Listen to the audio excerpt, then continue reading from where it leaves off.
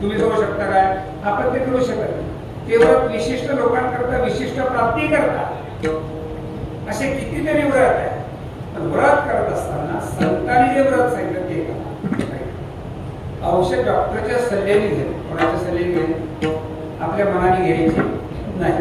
व्रत असंख्य जरी असते तरी संतांनी जे व्रत सांगितलं ते व्रत करावं. आणि एकमेव व्रत आहे ते एकादशी व्रत. धकाधकीच्या काळामध्ये आपल्याकडे इतर व्रत होत नाही तर करू नका, पण एकादशी करा. एकादशी जर होत नसत इतर सगळे व्रत तुम्ही करत असाल तर त्याला काही अर्थ. इतर व्रत नाही झाले पण एक एकादशी झालं ते सगळे व्रत त्याच्यामध्ये. का? एकादशी नव्हे व्रत केवळ वैकुंठीचा करू. कारण एकादशी असं व्रत आहे एकादशी सर्वांना करण्याची आहे. त्याचं भलं मोठं फल आहे. आता व्रत म्हटला की त्याला विधी आहे, त्याला निषेध आहे की नाही? त्याचा विधी काय आहे? किती दिवसाचं व्रत आहे ते? महाराज म्हणतात ते 3 दिवसाचं व्रत. कधीपासून त्याला सुरुवात आहे? दशमी व्रताचा आरंभ. दशमी व्रताचा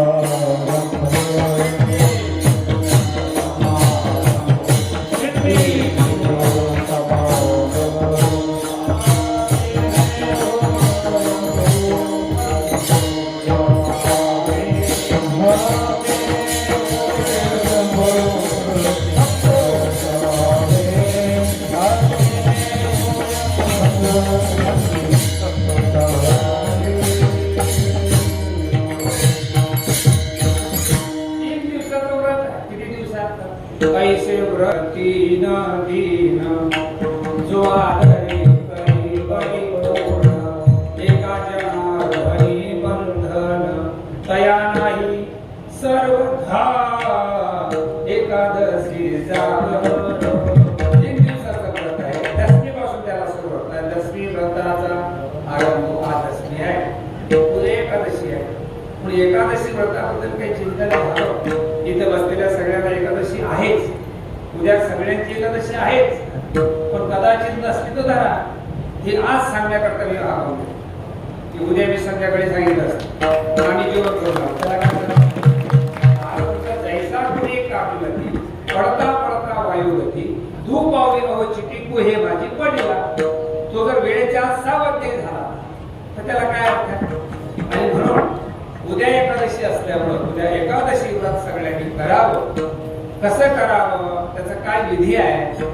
धर्मशास्त्र आणि आरोग्यशास्त्र याची सांगड, त्याचा समन्वय वारकरी संप्रदायाच्या संत मंडळीने आपलं आरोग्य ठणठणीत राहावं असं वाटत असेल तर आपल्या आरोग्याकरता आठवड्यातून 1 दिवस 1 भुक्त राहायचं. किती राहायचं?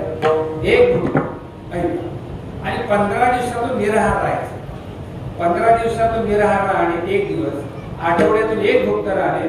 आरोग्यशास्त्रात सांगते त्याची तब्येत, त्याचं फिजिकल फिटनेस इतकं सुंदर राहते. त्याच्याकरता धर्मशास्त्रामध्ये वारकरी संप्रदायामध्ये 2 व्रत सांगितले. कुठले व्रत सांगितले? व्रत एकादशी. व्रत करा एकादशी सोमवार. व्रत करा एकादशी सोमवार. व्रत करा एकादशी सोमवार. व्रत करा एकादशी सोमवार. व्रत करा एकादशी सोमवार. पूजन हरिनाम कथा पूजन हरिनाम कथा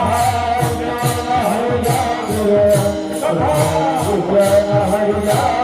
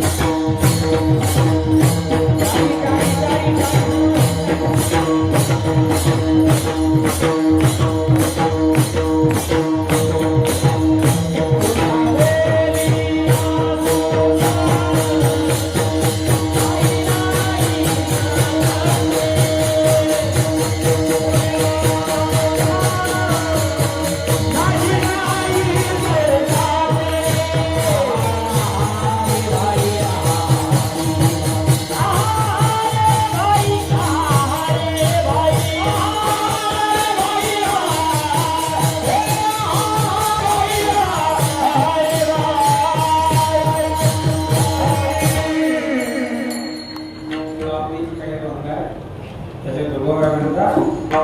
हे दोन व्रत म्हणजे एकादशी व्रत सोमवार आणि हे दोन व्रत जे करतात ऐका सगळ्यांनी, जे करतात त्याच्या संदर्भामध्ये संतांनी प्रतिक्रिया दिली, जे करत नाही त्याच्या संदर्भामध्ये नाथ राहतात. एकादशी सोमवार करी त्याचे पाय श्री वंदीन मी हो, जे करतात त्याचे पाय श्री वंदीन मी, आणि जे करत नाही तुकोबारात त्या संदर्भाच्या कानावर हात आहे.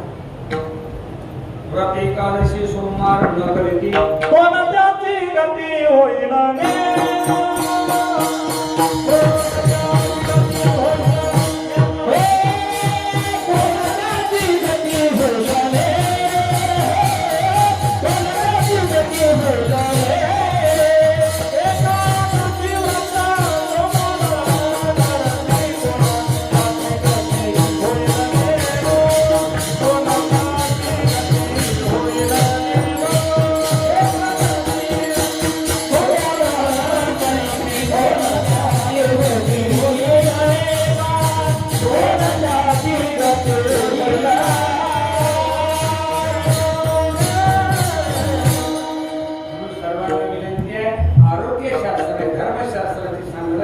आपण 15 दिवसामध्ये एकादशी व्रत 15 दिवस एक एकादशी काय नवरात्री व्रत सार काय तुझा जीव जातो एकादशी फराळाचा निषेध झाली.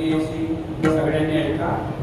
नोबेल पुरस्कार विजेते आहेत त्यांनी असं सांगितलं की 15 दिवसातून जर आपण निराहार जर राहिलो तर आपल्या शरीरामध्ये रोग काही बाहेर येत नाही. शरीर रोगाचे मोठार भांडारे शब्द कसे, आपल्या शरीरामध्ये कॅन्सरचे काही जंतू निर्माण होतात.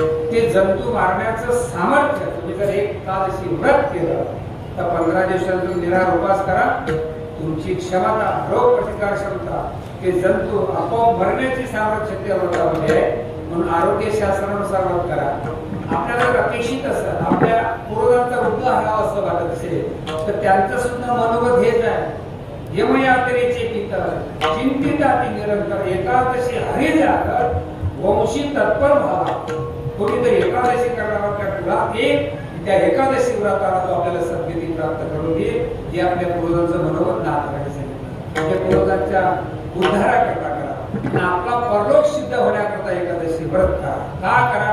वाडा सायासे मनुष्य जन्म पावा.